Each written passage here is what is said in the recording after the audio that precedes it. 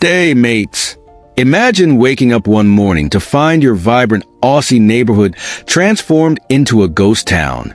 Sounds like a scene from a post-apocalyptic film, right? Well, for some Australians, this nightmare is becoming a reality. John, I've lived in this town for 30 years, raised my kids here, built my business here, but now it's like the heart's been ripped out of the place. Half the shops are boarded up and everyone's talking about leaving. It's not the Australia I knew anymore. John's story isn't unique. Across the country, once thriving cities are facing a mass exodus. Today, we're diving deep into the shocking truth behind Australia's fastest collapsing cities. We'll uncover the reasons why long-time residents are packing up and fleeing, and what this means for the future of our sunburnt country. From coastal gems to outback towns, no corner of Australia is immune. So grab your cuppa, settle in, and prepare to learn why some Aussies are saying it's time to leave. Now, number 1. Whyalla, South Australia. Whyalla, once proudly known as the Steel City, has been grappling with decline for years. Founded in 1901 as a shipping port for iron ore from the nearby Middleback Ranges, the city's fortunes have long been intrinsically tied to its steelworks. At its peak in the 1970s, Whyalla boasted a population of over 33,000, a testament to the prosperity brought by the steel industry. Today, that number has dwindled to just 21,000, marking a dramatic reversal of fortunes. The city's main employer, the Arium Steelworks, went into administration in 2016, sending shockwaves through the community. This crisis wasn't just about job losses. It was a threat to the very identity of Whyalla. While the steelworks was eventually saved from closure by British industrialist Sanjeev Gupta, the uncertainty left a lasting impact on the city's psyche and economy. The ripple effects have been profound. Housing prices have plummeted, with some homes losing up to 75% of their value. This has left many residents in negative equity, owing more on their mortgages than their homes are worth. Local businesses, dependent on the spending power of steelworkers and their families, have struggled to stay afloat. The main street, once bustling with activity, now features an increasing number of empty shop fronts. But Whyalla isn't giving up without a fight. The local council has initiated an ambitious Transforming Whyalla project, aiming to diversify the economy and reduce dependence on the steel industry. There are plans for a massive solar farm, which could position Whyalla as a renewable energy hub. A new $100 million hotel development has been proposed, aiming to boost tourism and create jobs. Education is another focus, with the local university campus expanding its offerings to attract students and create a more knowledge-based economy. Community groups have sprung up, working to maintain social cohesion and support those struggling with the changes. However, significant challenges remain. The city's remote location, about 380 kilometers from Adelaide, makes attracting new industries difficult. The harsh, arid climate poses challenges for agriculture and limits the appeal for sea changers looking for a coastal lifestyle. As Whyalla fights for its future, the question on everyone's minds is, will these efforts be enough to stem the tide of population loss and breathe new life into this once thriving industrial hub? The story of Whyalla serves as a stark reminder of the vulnerabilities faced by single industry towns in the rapidly changing global economy. Number 2. Mount Isa, Queensland. Mount Isa, often referred to as the oasis of the outback, is facing an existential crisis. This remote city, located over 900 kilometers inland from the coast, was built on the back of one of the world's richest deposits of copper, silver, and zinc. Discovered in 1923 by prospector John Campbell Miles, the ore body has been the lifeblood of Mount Isa for nearly a century. During its heyday, Mount Isa was a symbol of Australia's resource wealth. The city thrived as a mining powerhouse, attracting workers from across the country and around the world. Its population peaked at over 30,000 in the 1970s, a bustling outback metropolis defying its harsh surroundings. But recent years have seen Mount Isa struggle mightily. The population has been steadily declining, dropping by over 4% between 2011 and 2016, with further decreases since then. This exodus is driven by a complex interplay of factors that threaten the city's very existence. Falling commodity prices have put immense pressure on the mines, the city's economic foundation. The cyclical nature of the mining industry has always been a challenge, but the current downturn feels different, more permanent.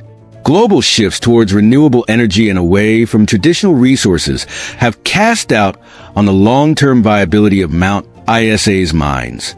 Environmental concerns have grown significantly.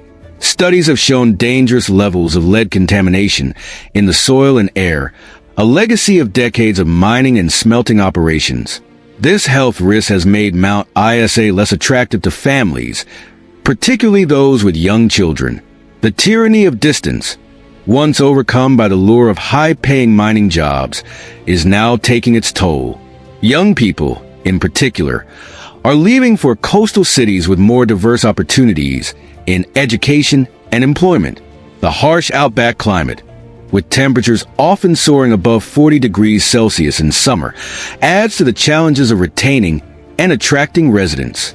Mount Isa's remote location also means high living costs. Goods need to be transported vast distances, inflating prices for everything from food to building materials. This makes it difficult for non-mining sectors to develop and thrive, further entrenching the city's dependence on the resources industry. Local authorities are trying to reinvent Mount Isa as a tourist destination, promoting its unique outback experiences, annual rodeo, and underground hospital. However, with limited air connections and high costs, attracting visitors in significant numbers remains an uphill battle. The city is also grappling with social issues exacerbated by the economic downturn. Crime rates have risen, and substance abuse problems have become more visible. These issues create a negative feedback loop, further driving population loss and deterring potential new residents. As Mount Isa faces an uncertain future, its story raises important questions about the sustainability of remote resource towns and the need for economic diversification in regional Australia. The city's struggle is a microcosm of the challenges facing many outback communities in the 21st century. Number 3. Gladstone, Queensland. Gladstone, a coastal city in central Queensland, is a stark example of how quickly fortunes can change in resource-dependent economies. Just a decade ago, Gladstone was at the center of Australia's liquefied natural gas, LNG boom, a poster child for the country's resource-driven prosperity. The city's natural deep-water port, one of Australia's busiest, has long been its economic engine. But it was the massive LNG projects that transformed Gladstone. Between 2010 and 2015, over $60 billion was invested in 3 LNG plants on Curtis Island. This unprecedented boom brought thousands of workers to the city, creating a gold rush atmosphere. During this period, Gladstone's population grew by over 15% between 2006 and 2011. Housing became scarce, with rents skyrocketing. Stories abounded of modest. For Karratha, Western Australia. Karratha, located in Western Australia's remote Pilbara region, epitomizes the dramatic highs and lows of the resource boom and bust cycle.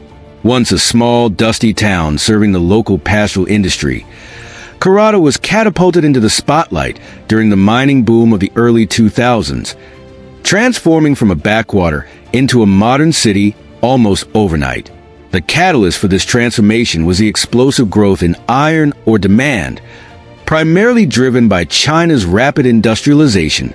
As iron ore prices soared to record highs, mining giants like Rio Tinto and BHP poured billions into expanding their Pilbara operations.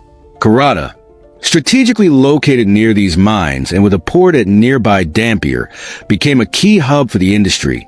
The boom years were nothing short of extraordinary. Billions were invested in infrastructure, giving Karratha amenities that belied its remote location. A new hospital, schools, leisure centers, and even a state-of-the-art outdoor cinema sprang up. The local airport was expanded to handle the influx of fly-in fly-out workers, with passenger numbers rivaling many larger cities.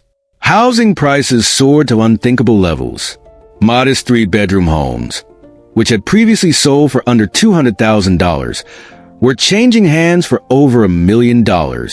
Rents followed suit, with basic apartments commanding weekly rents of $2,000 or more. Stories abounded of minors sleeping in their cars because they couldn't secure accommodation. The population grew by over 30% between 2006 and 2011, with the city struggling to keep up with the influx. Long-term residents watched in awe as their quiet town was transformed into a bustling city. The local economy boomed, with small businesses catering to the cashed-up mining workforce. But as rapidly as it rose, Karada's fortunes reversed. As China's growth slowed and new iron ore supplies came online globally, prices plummeted. The mining companies, which had been expanding frantically, slammed on the brakes. Projects were canceled, and workers were laid off in droves. The impact on Karada was severe and immediate. Property prices crashed, with some homes losing more than half their value in just a couple of years. Many residents found themselves in negative equity, owing more on their mortgages than their homes were worth. Investors who had bought at the peak were left with properties they couldn't sell or rent. The population began to shrink as fly-in fly-out workers departed, and residents sought opportunities elsewhere. This exodus left Karada grappling with oversized infrastructure built for a population that never materialized. Empty shop fronts became a common sight, and schools built for the boom now had plenty of spare capacity. Today, Karada presents a contradictory picture. On one hand, it boasts infrastructure and amenities that would be the envy of many larger towns. On the other, it struggles with a shrinking population and an uncertain economic future. The city is now grappling with how to maintain its extensive facilities with a reduced rate base. Efforts to diversify the economy have met with mixed success. There's been a push to promote tourism, leveraging the region's natural beauty and ancient rock art. Solar energy projects have been proposed, aiming to take advantage of the Pilbar's abundant sunshine. However, Karada's remote location and harsh climate pose significant challenges to economic diversification. Despite these efforts, Karada remains heavily dependent on the volatile resources sector. The city's future hangs in the balance, tied to the unpredictable cycles of global commodity markets. Each new announcement from the major mining companies sends ripples of hope or despair through the community. Karada's story is a stark reminder of the risks of hitching the city's fortunes too closely to a single industry. As it seeks to chart a more sustainable path forward, Karada's experience offers valuable lessons for other resource-dependent communities across Australia and beyond. Number 5. Port Hedland, Western Australia. Port Hedland, home to the world's largest bulk export port, tops our list of Australia's fastest collapsing cities. This remote town in the Pilbara region of Western Australia has seen its population decline by over 4% annually in recent years, a staggering rate of exodus that tells a tale of boom, bust, and an uncertain future. Founded in the 1860s as a port servicing the pastoral industry, Port Hedland's modern history is inextricably linked to iron ore. When massive iron ore deposits were discovered in the Pilbara in the 1960s, Port Hedland was thrust into the spotlight as a crucial export hub for this new mineral wealth. During the mining boom of the early 2000s, Port Hedland was a symbol of Australia's resource-driven prosperity. The port bustled with activity, exporting hundreds of millions of tons of iron ore annually to feed China's insatiable demand. Massive ships, some over 300 meters long, became a constant presence in the harbor, loading up with the red dirt that had become more valuable than gold. Workers poured in from across Australia and around the world, attracted by high-paying jobs in the mines and related industries. The local economy boomed, with small businesses thriving as they catered to the cashed-up workforce. Housing became scarce, with rents for basic homes reaching an almost unbelievable $2,000 per week. Property investors rushed in, certain that the good times would never end. But as the saying goes, all good things must come to an end. As China's growth slowed and iron ore prices fell from their dizzying heights, Port Headland's fortunes reversed dramatically. The population has shrunk by nearly 10% since 2013, an exodus that has left deep scars on the community. The property market, once red-hot, has turned ice-cold. House prices have plummeted, with some properties losing 75% of their value. Many residents find themselves trapped in negative equity, owing more on their mortgages than their homes are worth. Investors who bought at the peak have been left with properties they can neither sell nor rent profitably. The economic downturn has had a cascading effect on local businesses. Shops that once struggled to keep up with demand now sit empty. The main street, which buzzed with activity during the boom, is now eerily quiet. Small business owners who expanded during the good times now grapple with unsustainable overheads and a dwindling customer base. Environmental challenges compound the economic woes. The town struggles with dust pollution from iron ore stockpiles, raising serious health concerns among residents. The red dust that once represented prosperity now symbolizes the downsides of the mining industry, coating houses, cars, and lungs alike. Climate change poses another threat.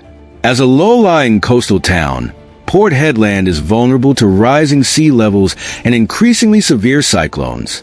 The cost of protecting the town's infrastructure from these threats adds another layer of uncertainty to its future. Efforts to diversify the economy have had limited success. There's been talk of developing tourism, leveraging the town's unique industrial landscape and nearby natural attractions.